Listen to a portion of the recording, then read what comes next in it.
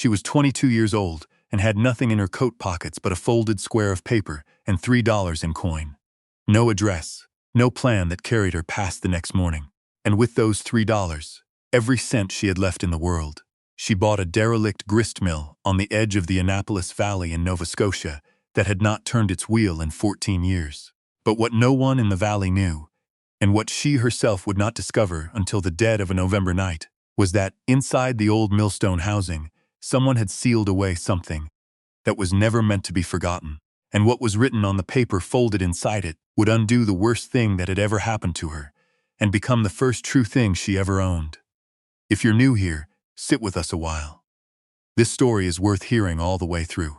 Her name was Nora Calloway, and she was born in the winter of 1884 in a saltbox house on a gravel road outside Wolfville, the second of 3 children and the only daughter. Her father, Edmund Calloway, was a millwright by trade, a man who understood the relationship between water and wood and iron the way other men understood the alphabet. He repaired mill wheels for the grain farmers of Kings County and drove a wagon through all 4 seasons because the work did not stop for weather. He was not a prosperous man, but he was a steady one, and the people who hired him knew that when Edmund Calloway said a thing would hold, it would hold. Her mother, Frances, had died of scarlet fever when Nora was 6, and Edmund had raised his 3 children the way a man raises children when there is no one else to help him. Practically, and with great love that he expressed mostly through action rather than language. He made sure they were fed and warm, and that their boots were re-soled before the soles gave out entirely. He read to them on winter evenings from whatever books were in the house, and he took Nora to work with him beginning when she was 9 years old, not because there was no one to leave her with, but because she was the one who kept asking to come. Nora grew up watching her father work. She learned the names of things, the pit wheel and the wallower, the great spur wheel and the stone nut, the millstones themselves.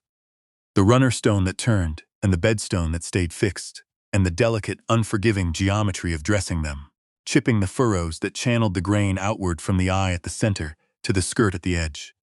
This was work that required a specific tool, a mill bill, a short double-edged pick made of tempered steel, used to cut the lands and furrows of a millstone back to sharpness when they had worn smooth.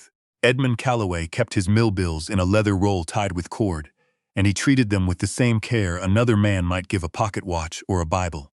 When Nora was 12, he let her dress her first stone. When she was 15, she could assess a millstone by sound alone, the particular quality of the hum it made when it was running true, and the subtle irregularity, almost like a stutter in the grinding.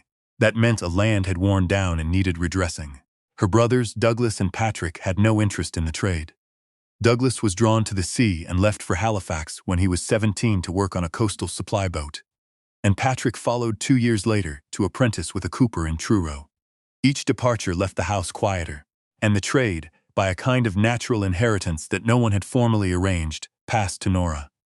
Edmund did not speak much about this. It was simply the way things worked in their house. The person who showed up for the work was the person who did the work. He gave her his best mill bill when she turned 18, the one with the ash handle that had been turned on a lathe, smooth and straight, with a slight swell at the grip that fit the hand without thought. He told her it had dressed 43 millstones over 20 years, and still had many more in it, if she treated it properly and kept it dry. She wrapped it in oilcloth and carried it with her from that morning forward in the canvas bag she took to every job site. Edmund Calloway died in the spring of 1902. He had been repairing the head race of a mill outside Grand Pre, the timber channel that directed water from the mill pond onto the wheel, and a section of the wrought sill gave way under him, and he fell into the race and struck his chest on a stone, and the water did the rest. He was 51 years old. Nora was 18.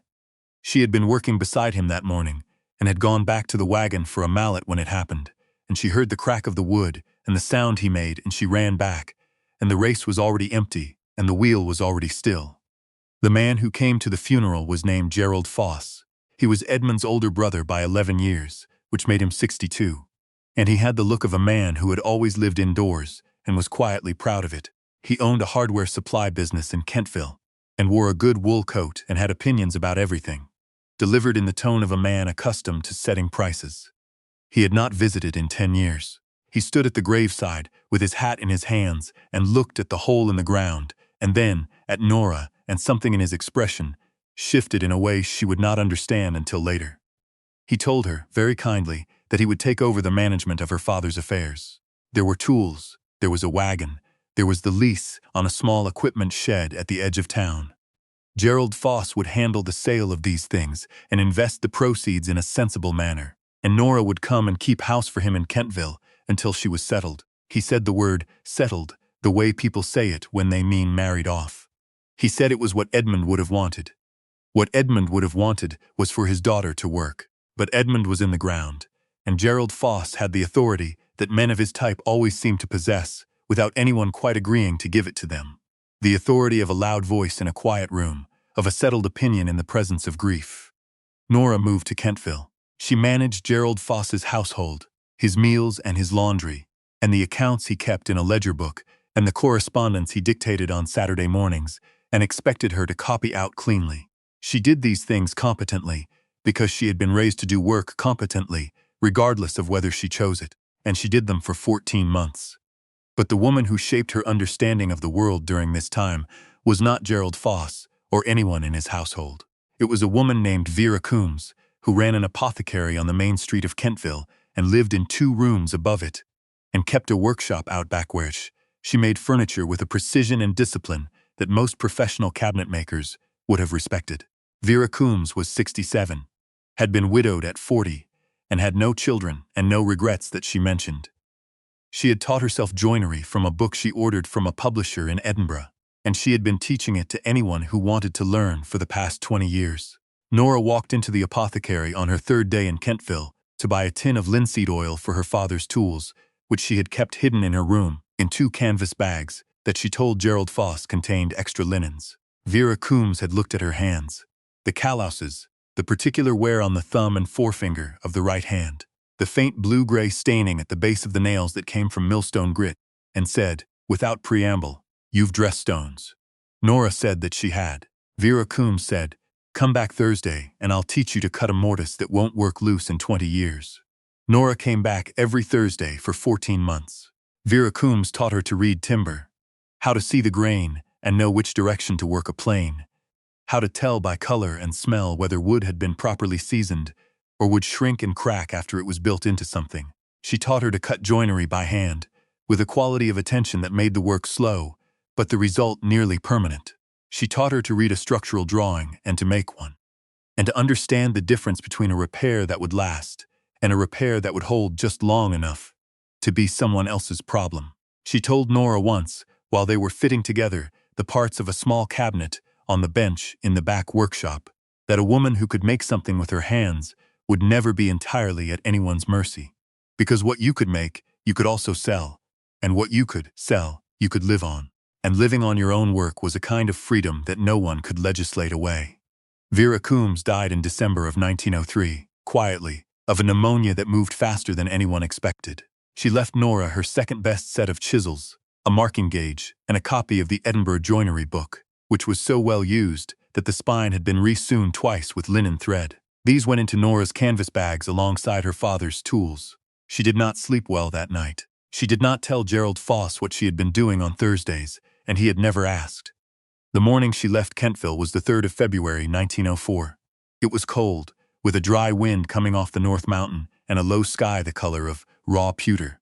She had been at Vera Coombs's workshop the previous evening, taking the last of what Vera had left her, and had returned after dark, which Gerald Foss had told her on 2 previous occasions was not suitable.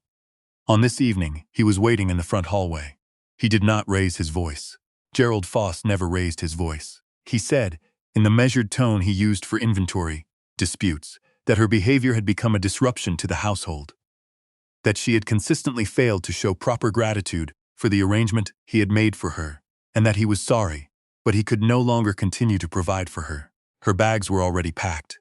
She had understood, sometime in the last week, that this was coming. She picked them up from her room, came back downstairs, set $3 in coin on the hall table, money she had saved from small errands. Gerald Foss had sent her on over 14 months, keeping back pennies and nickels in the lining of her winter coat. And she walked out through the front door, without looking back. It was not bravery, it was just that looking back would cost her something she needed to spend on what was in front of her. She walked to the train station and bought a ticket east to Windsor, and then asked the station master if there was any direction from Windsor that might have work for a millwright. The station master was a man of about 70, with spectacles that had slid too far down his nose, and the particular unhurriedness of someone who had seen too many people in too much of a hurry.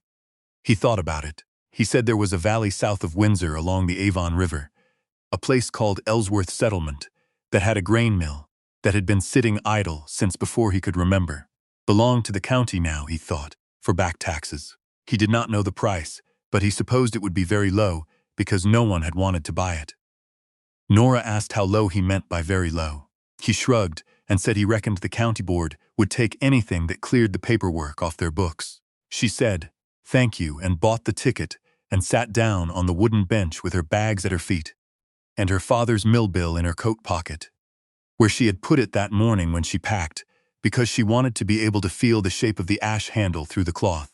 And she sat there in the cold station while the wind worked at the windows and thought about her father, and about Vera Coombs, and about the fact that she was 22 years old and had $3 in coin and 2 bags full of tools that she knew how to use.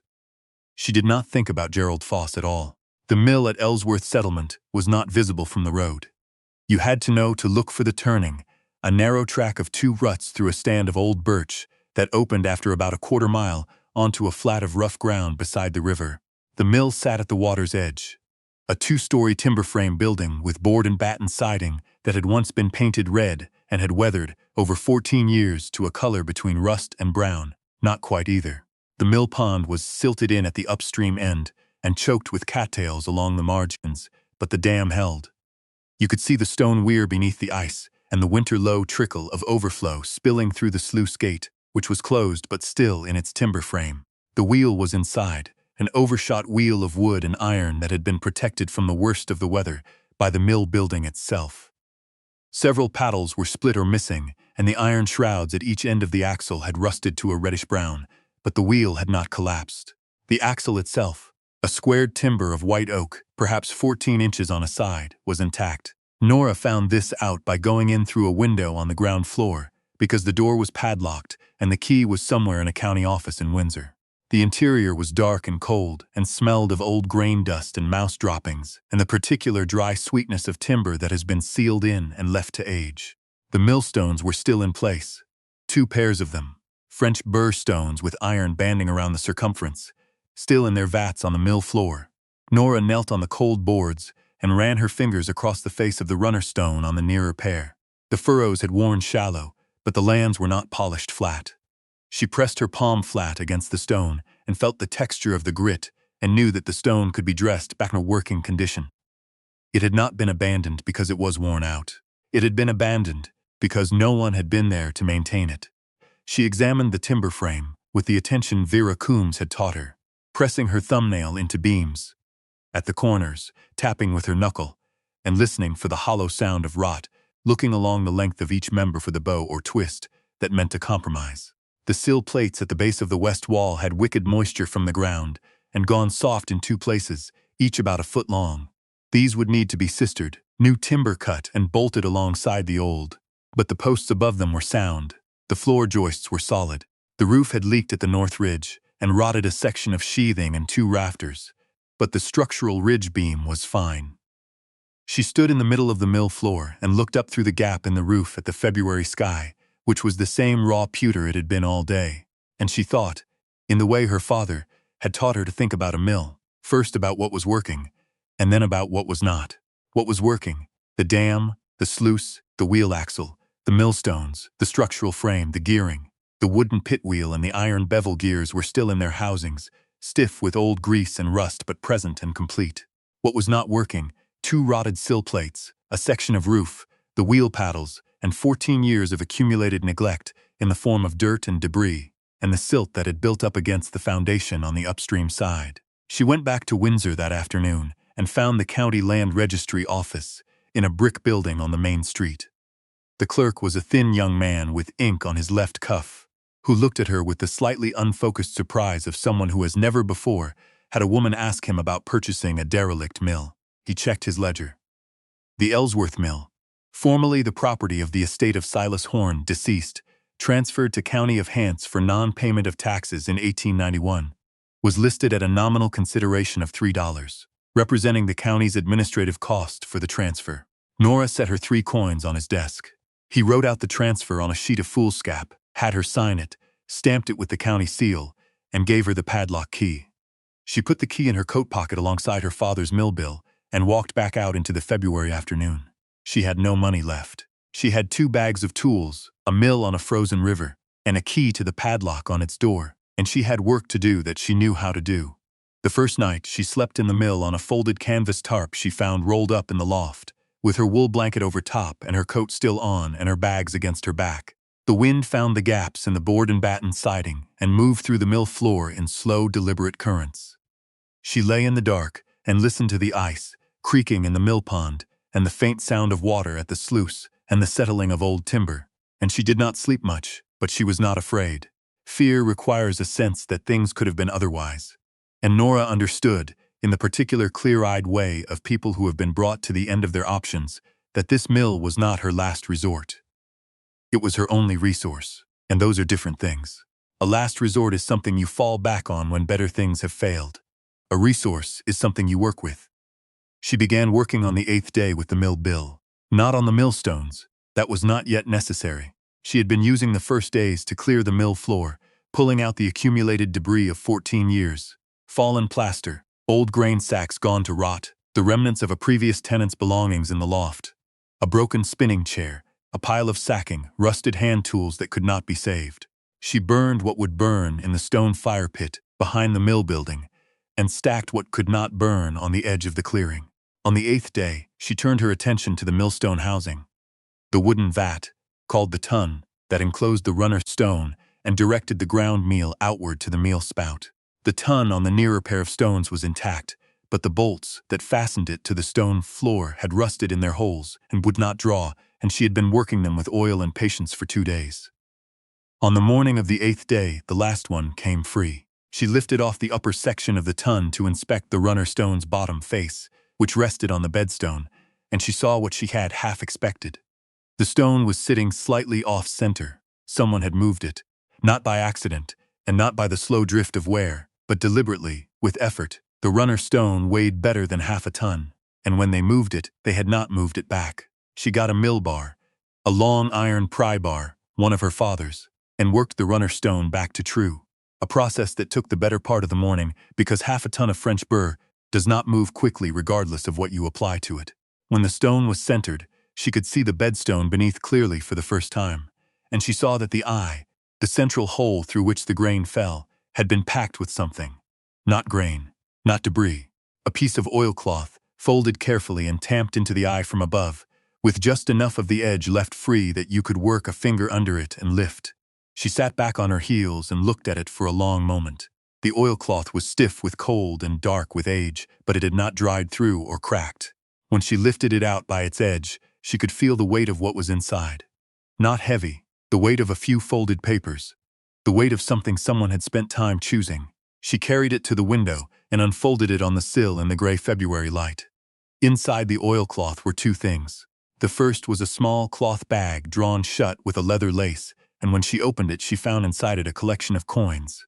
Not gold, but a good quantity of silver Dominion of Canada 50-cent pieces and 25-cent pieces, some of them worn smooth and some still showing clear detail. She counted them twice. There were 44 coins, representing a sum of just under $17. $17 was not a fortune, but $17 was enough to buy timber and nails, and lime mortar and window glass, and a bag of feed grain for a goat, and a month's worth of dried beans and oatmeal, still have something left over for the next thing the mill needed. She set the coins aside and unfolded the paper, which was 2 sheets written in a small, precise hand that slanted slightly to the left. The hand, she would learn later, of someone who had taught themselves to write working at a surface that was too high for them. The paper read, "My name is Dorcas Horn, and I am writing this on the 21st of April, 1891, in the mill my husband Silas built in the summer of 1873, which is the finest piece of work he ever did, and he did a great deal of fine work in his life. Silas died last October of a stroke that came without warning, while he was adjusting the sluice gate on a Tuesday morning. And I found him there in the afternoon when I brought his dinner pail. He was 64. I am 59. Our children are grown and settled elsewhere, and have lives of their own, and I cannot ask them to come back here and run a mill. I know that. I have known it since the day of the funeral, though I did not say so to anyone. I have not been able to pay the taxes this past year. I had hoped to find a buyer, but no buyer has come.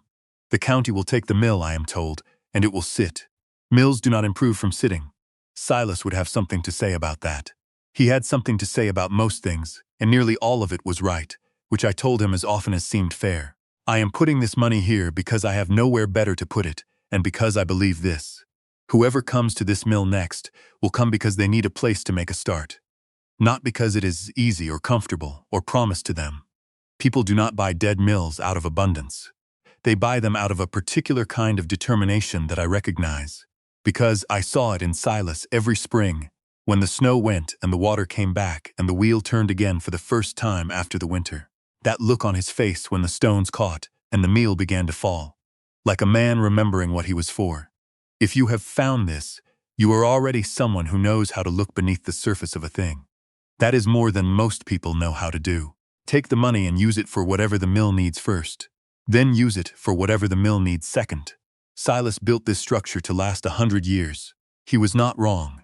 The bones of this place are sound. I have asked a man from Windsor to look at it, and he says the dam will hold another generation without work, and the millstones are French burr, which does not wear out in a lifetime.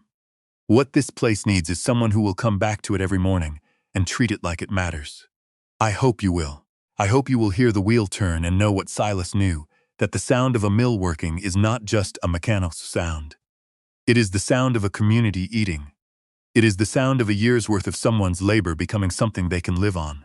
There is no sound in the world quite like it. With all the hope I have left, Dorcas Horn, written at the millstone floor of the Ellsworth mill, on a warm April evening with the pond still and the frogs just beginning. Nora read the letter once and then set it face down on the windowsill and looked out at the mill pond for a long time. The ice had begun to soften at the edges in the past few days. She could see a strip of open water along the southern bank where the current ran closest to the surface.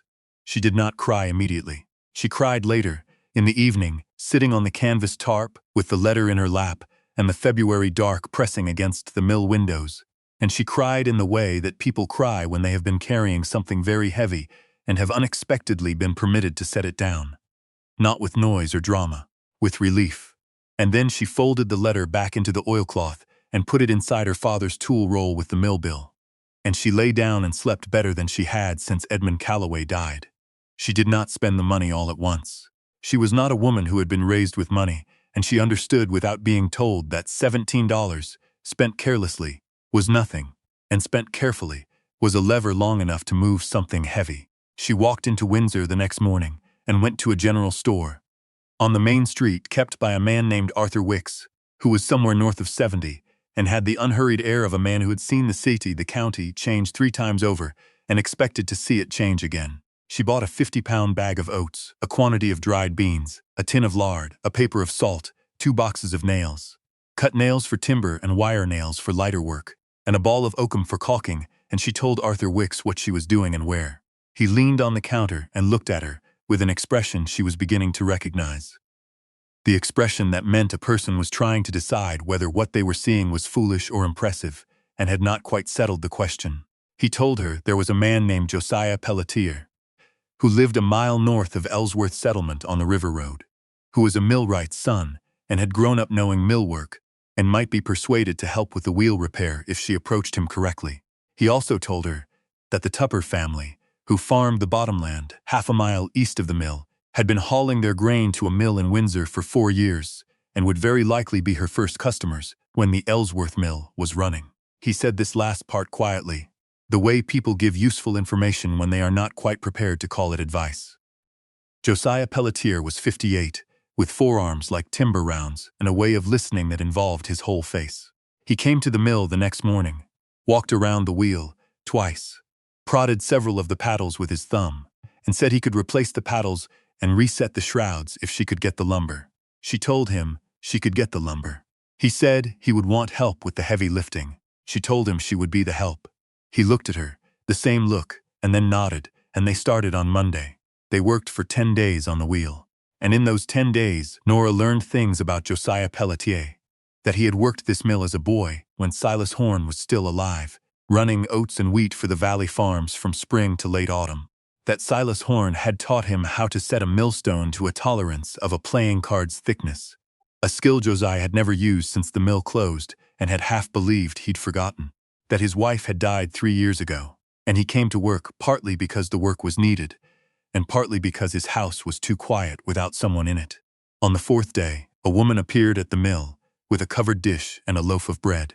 Her name was Hannah Tupper, and she was the wife of the farmer Arthur Wicks had mentioned, a compact woman of about 50, with her hair pinned very straight and an expression that suggested she had sized up most situations faster than they expected. She set the dish on the work table.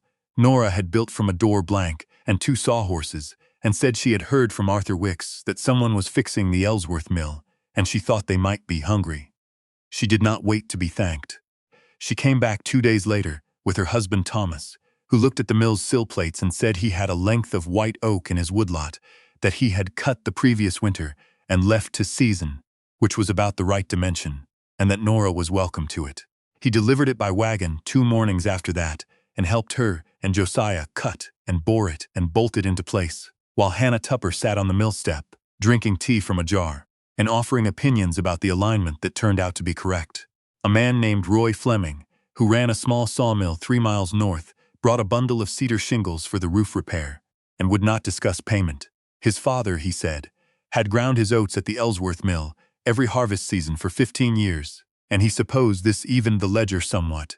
An older woman, Bertha McIsaac, who kept a kitchen garden and a small flock of laying hens on a hillside above the river, walked down the track one afternoon with a dozen eggs and a jar of last summer's apple butter and told Nora she thought it was a very fine thing she was doing and left it at that. Each person who came brought what they could spare and left without making it into something larger than it was. And Nora began to understand, in these weeks, that this was the particular grammar of rural communities, not the dramatic gesture, but the steady small one, accumulated over time into something that could sustain a person through the work ahead. By March, the wheel was repaired and turning. Not under load, the sluice gate was still closed, but turning freely in the air, its new white cedar paddles bright against the weathered iron of the shrouds. She stood in the mill pond shallows in her rubber boots and watched it turn and felt something she had not expected. Not triumph, exactly, but the deep, particular satisfaction of a machine that is ready to do its work. She opened the sluice gate for the first time on a morning in late April, when the river was running high with snowmelt and the air smelled of mud and new poplar leaves and the first tentative warmth of a maritime spring. The water hit the wheel, and the wheel shuddered and caught, and the sound that filled the mill, the creak and rush, and the deep grinding note of the stones finding their rhythm, was exactly what Dorcas Horn had described. The sound of something that had been silent for too long beginning, again, to speak. Thomas Tupper brought the first load of oats 3 days later. Josiah Pelletier was there and adjusted the stone gap, with the care of a man rediscovering something he had doubted was still in his hands, and the oats went in through the hopper and came out through the meal spout as flour. Coarse at first then, after Nora redressed the runner stone with her father's mill bill, smoother, finer. The kind of flour that felt almost warm in your hands. The valley farms found their way to her through the spring, not all at once but steadily, the way work comes when it has been earned rather than promised. She charged what was fair and kept the accounts herself in a notebook she bought from Arthur Wicks, and she learned the names and particulars of every farm and every family by the grain they brought and the conversations they carried in with them. She learned that the Fleming family had grown rye for 2 generations, and that Roy Fleming's father had always insisted on grinding wet to preserve the flavor. She learned that the Tuppers rotated oats and barley by field and could tell her, without looking, which bag had come from which acre. She learned that Bertha McIsaac's late husband had built the first dam on this river, before Silas Horn, and that there was a memory in this place of working water that went back further than anyone living could personally recall. She was not wealthy, she was not what anyone would have called comfortable, but she was working, and the work was hers, and the mill was hers, and the morning sound of the wheel in the mill race, the rush and catch and turn, was something she had made possible with her own hands and her father's tools, and the $17 of a woman she had never met who had believed, against all logic, that someone deserving would come. She wrote the accounts every evening at the table she'd built, with a candle for light, and the mill quiet around her, and the river running its ordinary business outside the wall. On the table beside the account book was her father's tool roll, and inside it the mill bill in its oilcloth wrapping, and beside it Vera Coombs's marking gauge and the Edinburgh joinery book with its twice-sewn spine. And beside these was the oilcloth from the millstone eye, folded back around Dorcas Horn's letter, and on top of that, the empty cloth coin bag with its leather lace. These things sat together on her work table, the way certain things do, when they have been gathered not by plan, but by the accumulation of what matters. The tools of two people who had chosen to teach her, the words of a woman who had chosen to trust a stranger, and the evidence of her own hands in every mended joint and planed surface and redressed stone around her. Nora thought about Silas Horn, who had built this mill to last 100 years, and had been right. She thought about Dorcas Horn, who had hidden $17 in a millstone eye and written a letter to no one in particular, and trusted that the right person would know what to do with it. She thought about Vera Coombs, who had said that what you could make, you could live on. She thought about her father, Edmund Calloway, who had given her a mill bill and let her stand beside him at every stone she ever dressed, which was, in their particular language, the same as saying, "You are ready, and I am proud, and this work is yours now." She thought about her uncle Gerald Foss, briefly, and then put him aside. He had not taken anything from her that she had not been able to rebuild, and she had found, in the months since she left Kentville, that the mind had better uses than holding grievances against men who had mistaken her for something smaller than she was. She blew out the candle and sat for a moment in the dark, with the river running, and the mill quiet, and the April night pressing softly against the walls of a building that had been built with care, and had waited 14 years for someone who understood what it was waiting for. Outside, the wheel stood still in the dark mill race, resting the way a working thing rests, not ended, but paused, holding everything it had learned about water and weight and patience until the morning came again, and the sluice opened and the work resumed. Nora Calloway was 22 years old when she walked out of her uncle's house in Kentville with $3 in coin and 2 bags of tools that most people would not have known how to carry, let alone use. She had no home, no family she could return to, no plan beyond the next county. She spent those $3 on a broken mill in a river valley that 14 years of silence had nearly erased. Beneath a millstone that someone had moved and never moved back, she found the savings and the words of a woman who had loved this place too much to let it go entirely, and had trusted the river to carry it to whoever came next. It was the best $3 she ever spent. We'll leave you with this. Somewhere in your life, there is likely a thing that has been still for too long, not broken, not finished, just waiting for someone with the right tools and the willingness to look beneath the surface. What do you think it might be?